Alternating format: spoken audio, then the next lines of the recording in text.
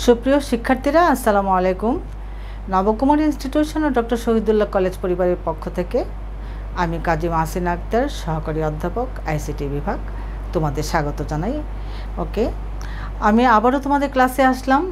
তোমরা আজ তোমাদের জন্য আরেকটি অধ্যায়, পঞ্চম অধ্যায়ের দ্বিতীয় অংশে প্রোগ্রাম ডিজাইন অংশে আমি আজকে তোমাদেরকে যাব ওখানে, সেখানে একটি টপিকস নিয়ে আলোচনা করব। তোমরা সবাই বুঝতে চেষ্টা করো। ওকে, আসো বোর্ডে। আজ আমি পঞ্চম অধ্যায়ে প্রোগ্রাম ডিজাইন নিয়ে আলোচনা করব, যা তোমাদের জন্য খুবই ইম্পর্ট্যান্ট। প্রতি বছর তোমাদের একটা কোশ্চেন হয় এখান থেকে, প্রোগ্রাম সম্পর্কে আসে, আর প্রোগ্রামের আগে ডিজাইন থেকে কিছু কোশ্চেন হয়, দুইটা মিলে একটা সেট কোশ্চেন হয়। অতএব তোমরা এটা খুব ভালো করে করো, তোমাদের এই বছরের জন্য খুবই ইম্পর্ট্যান্ট এটা আমার মনে হয়। ওকে, তাহলে আসো দেখি আমরা আজকে পড়ব আমরা অ্যালগরিদম ও ফ্লোচার্ট। এই অ্যালগরিদম ও ফ্লোচার্ট পড়তে গেলে আমাদের প্রথমেই আমরা একটা সংজ্ঞা জানতে হবে। আসো দেখি অ্যালগরিদম কাকে বলে। অ্যালগরিদম কোনো একটা সমস্যাকে, দেখো তোমরা খেয়াল করে শোনো, যে কোনো সমস্যাকে ধাপে ধাপে সমাধান করার পদ্ধতি হচ্ছে অ্যালগরিদম। যে কোনো সমস্যা বা যে কোনো কাজ ধাপে ধাপে সমস্যার সমাধান করাকে বলা হয় অ্যালগরিদম। আমরা যদি বাস্তব একটা উদাহরণ দেই, যেমন তুমি চা রান্না করবে, সাপোজ তোমার চা রান্না করতে গেলে যে পানি গরম দিতে হবে, চা পাতা দিতে হবে, দুধ, চিনি দিতে হবে, এই যে ধাপে ধাপে তুমি এই কাজটা করে তারপর শেষে তুমি একটা চা বানালে, এই যে চা বানালে সেটা ধাপে ধাপে শেষ পর্যন্ত যে তোমার চা বানানো হয়েছে, এইটা হলো তোমার একটা অ্যালগরিদম। এটা বাস্তবে আমি যখন বলতে চাই তখন এরকম বলবো, কিন্তু আমরা যদি ম্যাথমেটিক্যালি চিন্তা করি তাহলে এটাই বলবো যে যে কোনো, যা দেখো তোমরা যদি একটা অঙ্ক করতে দেওয়া হয়, তোমরা অঙ্কটা কিন্তু ক্লাসে বসেই চট করে কিন্তু উত্তরটা লিখতে পারো না।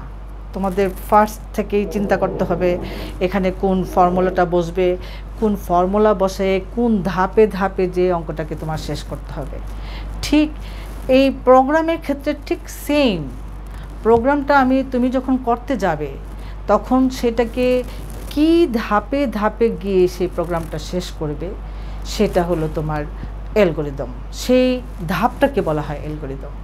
সাপোজ তুমি কলেজে নবীনবরণ প্রোগ্রাম করবে, এই যে প্রোগ্রামটা যখন করতে যাবে তখন তোমাদেরকে কি করতে হয়, ধাপে ধাপে, অর্থাৎ ফার্স্ট কি করবে, তারপরে কি করবে, তারপরে কি করবে, এই যে তোমরা ধাপে ধাপে করে যে প্রোগ্রামটাকে শেষ করো, সেটাও কিন্তু এক কথায় আমাদের এই ভাষায় বলা যায় এটাকে যে অ্যালগরিদম। ঠিক আছে, আবার আমি সংজ্ঞাটাকে বলছি, তোমরা সবাই খেয়াল করে শুনে নাও। কোনো সমস্যাকে ধাপে ধাপে সমাধান করার পদ্ধতি হচ্ছে অ্যালগরিদম। ওকে, আমরা এখন আসো এই অ্যালগরিদমের একটা উদাহরণ দেই, যেমন ম্যাথমেটিক্যালি উদাহরণ দেই। যেমন তুমি তিনটি সংখ্যার একটা যোগফল নির্ণয় করবে, তার অ্যালগরিদম বের করো। সেটা কিন্তু এই যে যোগফল নির্ণয় করতে হবে, সেটা যে ধাপে ধাপে করবে, সেই ধাপটাই আসলে অ্যালগরিদম। তাহলে দেখো আমরা ফার্স্ট কি করব, তাহলে অবশ্যই কি করব, খাতা এবং কলম নিয়ে আমরা অঙ্কটা করতে শুরু করব। দেখো ফার্স্ট ধাপ হলো 1 নাম্বার, কাজটা শুরু করো, অর্থাৎ তুমি অঙ্কটা করার জন্য প্রস্তুত হও, শুরু করো। সেকেন্ড, এই যে আমি বলেছি তিনটি সংখ্যার যোগফল, তাহলে তুমি কি করবে, এই সংখ্যাগুলি, এই সংখ্যা তিনটিকে ইনপুট হিসাবে নেবে, অর্থাৎ আমি টিচার, আমার কাছ থেকে তুমি শুনে নিবে যে তিনটি সংখ্যা কি বলেছি, এটা কি 3, 5, 7 এরকম যদি বলে থাকি, তাহলে সেইটাই, অর্থাৎ ইনপুট হিসাবে তুমি এটাকে নেবে। তাহলে সেকেন্ড কাজটা কি করলে, সংখ্যা তিনটি ইনপুট করলে, অর্থাৎ তুমি তোমার মাথায় নিলে অথবা তুমি তোমার খাতায় লিখলে। 3 নাম্বার ধাপ, সংখ্যা 3টিকে এখন যোগ করো। যেহেতু আমি বলেছি যে যোগফল বের করতে হবে, তাহলে কি করতে হবে? যোগ করতে হবে। এখন যদি আমি 1 2 3 3টা সংখ্যা দিই, তাহলে 3টা সংখ্যাকে তুমি যোগ করবে। 3 আর 2 5 আর 1 6 হবে, উত্তরটা হবে 6। ওকে, তাহলে 6 যদি হয়, তাহলে এই যোগফলটা তুমি 6 লিখে, তুমি যদি কম্পিউটারে সাহায্য করো তাহলে ছাপাও বলবে, আর তুমি যদি খাতা কলমে লিখো তাহলে 6টাকে উত্তরে লিখবে যে 6, উত্তর লিখবে। লিখে তারপরে কাজটা তোমার শেষ হলো, তখন অর্থাৎ তোমার অঙ্কটা করা শেষ হলো। তাহলে দেখো, তুমি খেয়াল করে দেখো, 3টি সংখ্যার যোগফল নির্ণয় করার জন্য যে অ্যালগরিদম, এই আমরা জানি যে অ্যালগরিদমের সংজ্ঞা একটু আগেই আমরা শিখেছি, ধাপে ধাপে একটা সমস্যাকে শেষ করাকে বলা হয় অ্যালগরিদম। তাহলে এই অঙ্কটা করতে গেলেও এই 3টি সংখ্যার যোগফল যখন তুমি বের করতে গেলে ঠিক কি কি ধাপ করেছো? দেখো, 5টা ধাপে শেষ করেছো কাজটা। কি করেছো? আগে প্রথম শুরু করেছো, তারপর 3টি সংখ্যাকে তুমি ইনপুট করেছো, মানে মাথায় নিয়েছো, 3টা সংখ্যাকে যোগফল বের করেছো, তারপর ফলটা ছাপিয়েছো বা তুমি তোমার খাতায় অ্যান্সার লিখেছো, আর তারপরে শেষে বলে দিয়েছো যে হ্যাঁ, কাজটা শেষ। এই বিষয়টাই হলো অ্যালগরিদম।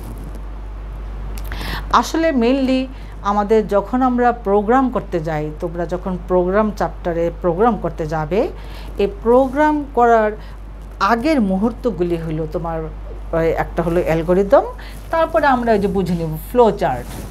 তাহলে তোমরা কিন্তু ক্লিয়ার হয়ে গিয়েছ, অ্যালগরিদম সংজ্ঞাটা শিখেছ, একটা উদাহরণ শিখেছ, সংজ্ঞাটা শিখেছ, উদাহরণটা শিখেছ। এখন আমরা যাব ফ্লো চার্ট। এই অ্যালগরিদম আর ফ্লো চার্ট ওতপ্রোতভাবে জড়িত। অ্যালগরিদমকে তুমি এই ফ্লো চার্টের মাধ্যমে কিভাবে করবে সেই কাজটি আমরা এখন শিখব। তাহলে ফ্লো চার্টের আমার প্রথম সংজ্ঞাটা জানা উচিত। তাহলে কি করব? দেখো, আমরা ফ্লো চার্ট, দেখো ফ্লো চার্ট, অ্যালগরিদম তো ধাপে ধাপে করেছ, ঠিক অ্যালগরিদমকে সহজবোধ্য করার জন্য তোমার এই অ্যালগরিদমে বিভিন্ন ধাপ চিত্রের মাধ্যমে উপস্থাপন করাকে বলা হয় ফ্লো চার্ট। তাহলে কি আবার বলো, এই যে অ্যালগরিদমের যে ধাপগুলি দেখো, 1 2 3 4 5টা ধাপে আমরা একটা কাজ করেছি। এই প্রতিটা ধাপকে, এই 5টা যে ধাপ হয়েছে, এই 5টার প্রতিটা ধাপকে আমরা চিত্রের মাধ্যমে আমরা যখন এটাকে উপস্থাপন করব, তখন তাকে বলা হবে ফ্লো চার্ট। আবার বলছি সংজ্ঞা, অ্যালগরিদমের প্রতিটা ধাপকে চিত্রের মাধ্যমে উপস্থাপন করাকে বলা হয় ফ্লো চার্ট। অ্যালগরিদমকে সহজবোধ্য করার জন্য অ্যালগরিদমের বিভিন্ন ধাপ চিত্রের মাধ্যমে উপস্থাপন করাকে বলা হয় ফ্লো চার্ট। তোমরা দেখে নিয়েছ, একদম শিখে ফেলবে, মুখস্থ করে ফেলবে সংজ্ঞাটা। ওকে, এখন আমরা বলবো এই ফ্লো চার্ট মেইনলি বা প্রধানত ফ্লো চার্ট 2 প্রকার। ফ্লো চার্ট কত প্রকার? 2 প্রকার। ওকে, 2 প্রকার। কি কি? একটা হলো সিস্টেম ফ্লো চার্ট, আর একটা হলো প্রোগ্রাম ফ্লো চার্ট। ফ্লো চার্টকে, তাহলে আমার প্রশ্ন যদি হয় ফ্লো চার্টের সংজ্ঞা কি, তাহলে সংজ্ঞাটা শিখবে। ফ্লো চার্ট কত প্রকার? ফ্লো চার্ট 2 প্রকার। কি কি? System flow chart, program flow chart. Flow chart 2 প্রকার, system flow chart, program flow chart. আমরা যেহেতু প্রোগ্রামিংয়ে আমরা প্রোগ্রামিং করতে যাব, প্রোগ্রামিংয়ের জন্য আমাদের প্রোগ্রাম ফ্লো চার্ট আমার বেশি জানা দরকার, সেই জন্য আমি প্রোগ্রাম ফ্লো চার্টকে নিয়ে আলোচনা করছি আজকে। তোমরা দেখে নাও, এই দেখো program flow chart. Program flow চার্টটা আবার কি? এই প্রোগ্রাম ফ্লো চার্ট হলো একটি প্রোগ্রাম কিভাবে নির্বাহ হবে তা চিত্রের মাধ্যমে উপস্থাপন করা হয়। সাপোজ একটা প্রোগ্রাম, আমি যখন কম্পিউটারে প্রোগ্রামিংয়ে যখন একটা প্রোগ্রাম করব, কোডিং করব প্রোগ্রাম, তখন এটা কিভাবে নির্বাহ হবে বা কিভাবে এটা স্টেপ বাই স্টেপ কাজটা করবে, সেইভাবে সেই কাজটা করার জন্য কিছু চিত্রের মাধ্যমে উপস্থাপন করতে হয়। সেই চিত্রে তাকে বলা হয় এই প্রোগ্রাম ফ্লোচার্ট। সেই চিত্রগুলি কি কি আমরা দেখব। সেই চিত্রগুলি দেখো, খুব ইম্পর্ট্যান্ট। এই প্রোগ্রাম ফ্লোচার্টের যে চিত্রগুলি, এই চিত্রগুলি দিয়ে কিন্তু তোমাদের একটা এমসিকিউ থাকে। এটা প্রতি বছর থাকবে। এখানে যদি তুমি আজকে যদি এই ক্লাসটি করে চিত্র সম্পর্কে তুমি যদি একটা ধারণা নিয়ে নাও, তাহলে অবশ্যই একটা এমসিকিউ পেয়ে যাবে এখান থেকে। আর পুরো সেট কোশ্চেন তো একটা পাবে, সেটা অন্য বিষয়। কিন্তু আজকে তুমি এখন আমার ক্লাসের পরে তোমরা এই বিষয়টা একদম ক্লিয়ার করে ফেলো, অবশ্যই এইখান থেকে শুধুমাত্র এইটুক থেকে একটা এমসিকিউ পাবেই। ওকে, তাহলে আসো প্রোগ্রাম ফ্লোচার্টের চিত্র।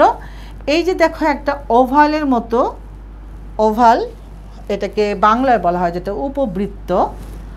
এটা কিন্তু নাম চায় পরীক্ষায়, কিন্তু এরকম আসে। আমি হয়তো এরকম বলবো, এরকম একটা চিত্র দিয়ে বলবো যে এটা কিসের চিত্র বা এটা ফাংশন বা এটা কাজ কি। তাহলে কিসের চিত্র? এটা উপবৃত্তের। এটা কাজটা কি দেখো, প্রোগ্রাম শুরু এবং শেষ করা। এই যে দেখো, এই যে একটা যখনই আমরা অ্যালগরিদমের এই যে কাজটা যে শুরু করি, ঠিক যখন আমি কাজটা শুরু করব তখন এটার ফ্লোচার্টটা হবে ঠিক ওভাল বা উপবৃত্তের চিত্রটা। তাহলে আমি যখন এই চিত্রটা দিব, এটাকে তোমরা নাম দিবে হলো উপবৃত্ত বা এটাকে কি ওভাল চিত্র। আর এটা কাজ কি, সেটা হলো প্রোগ্রামকে শুরু এবং শেষে, এটা প্রোগ্রামটা যখন আমি শুরু করব শুরুতেও এই চিহ্ন থাকবে, যখন আমি বলবো যে কাজ শেষ করি ঠিক তখনও কিন্তু এই চিত্র থাকবে। তাহলে বুঝতে পেরেছ এই চিত্রটা কত ইম্পর্টেন্ট। একটা যখনই তুমি ফ্লোচার্ট, আমি তোমাকে কোশ্চেন থাকবে যে অ্যালগরিদম করো, তার ফ্লোচার্ট বের করো, তাহলে এই একটা চিত্রের মাধ্যমে দুইটা কাজ হবে। একটা হলো প্রোগ্রামকে শুরু করা এবং প্রোগ্রামকে শেষ করা। তখন কী চিত্র ব্যবহার করবে? এই উপবৃত্তটা। এই দেখো, প্রোগ্রাম শুরু এবং শেষ, ভেরি মোস্ট ইম্পর্টেন্ট বিষয়টা। একটা চিত্র দিয়ে তুমি দুইটা কাজ করবে। ওকে, সেকেন্ড হলো দেখো পরের চিত্রটা সামন্তরিকের। সামন্তরিক, এই দেখো এদিক দিয়ে একটু বাঁকা আর এদিক দিয়ে এটা হলো সামন্তরিক। এই প্রত্যেকটা চিহ্নই কিন্তু তোমার জ্যামিতিক চিহ্ন যেটাকে বলা হয়। যেমন এটা হলো উপবৃত্ত, এটা সামন্তরিক, এটা আয়তক্ষেত্র, এটা রম্বাস, এটা বৃত্ত বা তীর চিহ্ন। এগুলি প্রত্যেকটা চিত্র নামে কিন্তু তোমার জিওমেট্রিক্যাল অর্থাৎ জ্যামিতিক যে চিত্রগুলি, এগুলি ব্যবহার করা হয়। এই জন্য তোমাদের কিন্তু এটা মনে রাখতে খুবই সহজ, তোমরা শুধু একটু মনে রাখবে। ওকে, তাহলে দেখো এটা হলো সামন্তরিক চিত্রটা কখন দিবে? যখন ডেটাকে ইনপুট করো এবং ফলাফল বের করে। যেমন দেখো, খুব ইম্পর্টেন্ট, এই যে দেখো সেকেন্ড ধাপে সংখ্যা 3টি ইনপুট করো। তাহলে এই যখন তুমি ইনপুট করবে তখনও এই সামন্তরিকের চিহ্ন দিবে। যখন তুমি সামন্তরিকের চিহ্নটা দিবে তখন কিন্তু যে প্রোগ্রামার, তখন কিন্তু তিনি কিন্তু বুঝে যাবেন যে এই চিহ্নটা দিলে, যখনই তুমি এই চিহ্নটা দিবে তখন বুঝে যাবেন যে তুমি কোনো ডাটা ইনপুট করেছ। কি ইনপুট করেছ? এই যে সংখ্যা 3টি ইনপুট করেছ, তখন কি চিহ্ন দিয়েছ? সামন্তরিক। আবার আরেকটা আছে দেখো, ইনপুট ও ফলাফল, অর্থাৎ এই যে যখন ফলাফল যোগফল ছাপাও, এটা কিন্তু ফলাফল।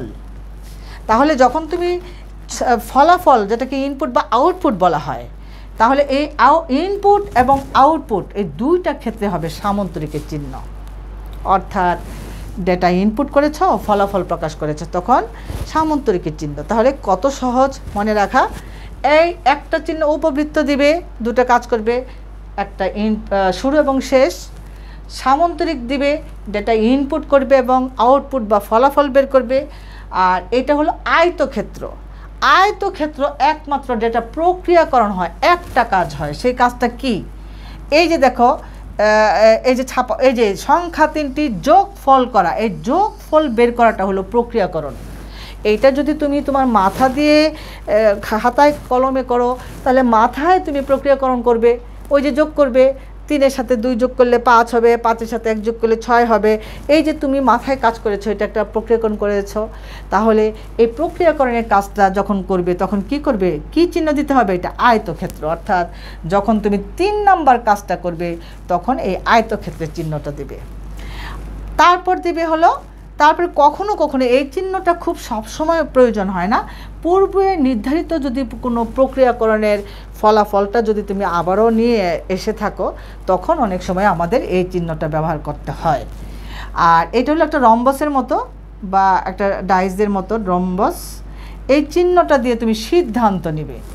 কখনো কখনো তোমাদের কখনো এমন সমস্যার সমাধান থাকে যে এটা কি বড়, এ বড় না বি বড়, যদি এ বড় হয় তাহলে বি কি হবে, ছোট হবে। এই যে একটা সিদ্ধান্তের বিষয় আসে, তখন তোমরা সাধারণত আমরা রম্বস ইউজ করি। এটা কখনো কখনো হয়, এটা সব এই ফ্লোচার্টের ক্ষেত্রে হয় না। যখন প্রয়োজন হয় তখন আমরা এই রম্বসটা ব্যবহার করব। আর এটা হলো তোমরা দেখেই বুঝতে পারছো, এটা একটা অ্যারো চিহ্ন বা তীর চিহ্ন, যেটা প্রোগ্রামের গতি প্রবাহ নির্ভর করে। আর এই যে দেখো একটা সার্কেল বা বৃত্ত, এটার নাম বৃত্ত, এটা সংযোগ করা হয়। এই সবগুলি কাজ, এখানে 3টা সংখ্যার যোগফল করেছ, মনে করো আরেকটা কিছু করেছ, আরেকটা অঙ্ক করেছ, তখন সব কিছু যখন সংযোগ করবে তখন এটাকে বলা হবে, এটা সংযোগ করা বলা হয়, এটা বৃত্ত বা সার্কেল ব্যবহার করবে। আর এটা এই চিহ্নটাকে বলা হয় কি, সরেলিকাটা বা টিকা প্রকাশ করা হয়। আর এই চিহ্নটা বলা হয় হেক্সাগন বা গ্রুপ নির্দেশ করে। এগুলি হয় কি,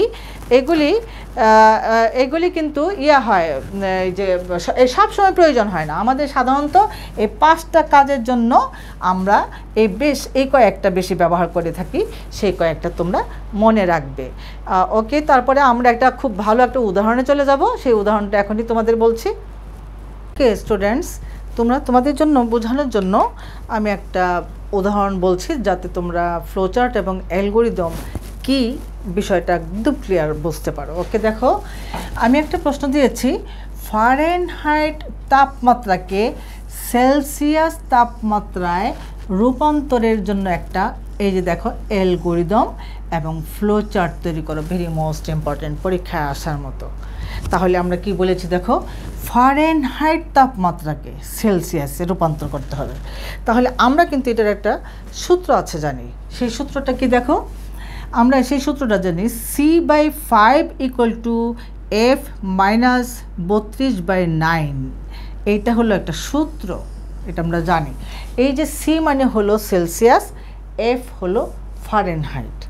এইটা কিন্তু একটা সূত্র, তোমরা যারা ক্লাস 9 পর্যন্ত পড়ে আসছো তারা এই ধরনের সূত্রের অঙ্ক করে এসেছো, সেই সূত্রটা। এখন যেহেতু আমাকে ফারেনহাইট থেকে সেলসিয়াসে যেতে হবে, তাহলে আমাকে কি করতে হবে দেখো, এই সেলসিয়াসের মানটা সি এর মানটা আমাকে বের করতে হবে। তাহলে আমি সি এর মানটা যদি বের করতে যাই, একটু সরল করে নিতে হবে। দেখো C/5 আছে, তো আমি যদি সিটা এই পাশে রাখি তাহলে 5টা এটার সাথে গুণ হয়ে যাবে। দেখো F - 32 এটার সাথে 5 গুণ হয়ে যাবে, আর 9 থেকে যাবে। অর্থাৎ সি এর মানটা বের করে নিতে হবে তুমি যখন অঙ্কটা করবে। ওকে, তাহলে আমরা এখন অ্যালগরিদমে চলে যাই। দেখো অ্যালগরিদমে করতে গেলে আমরা কাজটা শুরু করবো এই আগের মতো। অ্যালগরিদম কাজ শুরু করো, এফ এর মান ইনপুট করো, এফ এর মানটা ইনপুট করো। এফ হলো তোমার ফারেনহাইট, এটার যে কি মান হবে সেই মানটা আমরা ইনপুট করব। আর সি এর মানের, এই দেখো সি এর মানটা আমরা এই যে বের করে নিয়েছি, এইটাকে বের করো। আর সি এর মান, এই যে সি এর যে এটা সব এফ এর মান বসানোর পর যে ফলাফলটা হবে সেই ফলাফলটা ছাপাও এবং কাজটা শেষ করো। ঠিক এইটাকে যদি আমি ফ্লোচার্ট হিসাবে বের করি, দেখো কিছু না, এই যে দেখো কাজটা শুরু করো, কাজটা শেষ করো। এই শুরুতেও দিয়েছি আমি, দেখো উপবৃত্ত, এই যে শুরু করো শেষ করো, উপবৃত্ত দিয়েছি, যেটাকে তোমার ওভাল শেপ। তারপরে যখন এফ এর মান ইনপুট করেছো তখন আমরা কি দিয়েছি দেখো, এই চিহ্নটা দিয়েছি। এটা ইনপুট এবং আউটপুটের বেলাও কিন্তু সেম চিহ্ন, এই চিহ্নটা ইনপুট এবং আউটপুটে। আর দেখো এই সি এর মানটা যখন বের করেছো, এইটা হলো তোমাকে তোমার এটা প্রক্রিয়াকরণ করেছো, প্রক্রিয়াকরণের চিহ্নটা হলো এই যে এটা কি যে সি এর মানটা, এই যে সি এর মানটা যে বের করেছিলে এটা লিখেছো। তাহলে দেখো এই যে ফ্লো চার্টটা করা কত সহজ, এই তুমি এই ধাপে ধাপে এটাকে অ্যালগরিদম করেছ আর জাস্ট ফ্লো চার্টের চিত্রের মাধ্যমে তুমি এটা বসায় দিয়েছ। এইটুকুই হলো তোমার উত্তর। ওকে স্টুডেন্টস, তোমরা কিছু কোশ্চেন নাও এবং কোশ্চেন সলভ করবে। দেখো এই যে প্রশ্নগুলি লিখে নাও। অ্যালগরিদম ও ফ্লোচার্ট কি? অ্যালগরিদম ও ফ্লোচার্টের পার্থক্য লিখো। আর ফ্লোচার্টে প্রোগ্রাম ফ্লোচার্টের প্রতীকসমূহের তাৎপর্য ব্যাখ্যা করো। একটু আগে যে আমি প্রোগ্রাম ফ্লোচার্টের প্রতীকগুলি দিয়েছিলাম সেগুলি তাৎপর্য যে আমি যেটা দিয়েছি সেই সবগুলি ব্যাখ্যা শিখবে। এবং তোমাদের জন্য যে এই যে প্রশ্নটা দিয়েছি ফারেনহাইট তাপমাত্রাকে সেলসিয়াস তাপমাত্রায় রূপান্তরের জন্য যে অ্যালগরিদম ফ্লোচার্ট বের করতে হবে, এই উত্তরটুকু তোমরা এটা করে নেবে। তাহলে এইটুকু হলো তোমাদের জন্য বাড়ির কাজ। তোমরা এটা ভালো করে করবে এবং এটা খুব ইম্পর্ট্যান্ট তোমাদের পরীক্ষায় আসার মতো। তাহলে তোমরা এতক্ষণ আমার সঙ্গে ছিলে। ওকে স্টুডেন্টস, অনেক অনেক ধন্যবাদ এবং সবাই ভালো থাকো। আল্লাহ হাফেজ।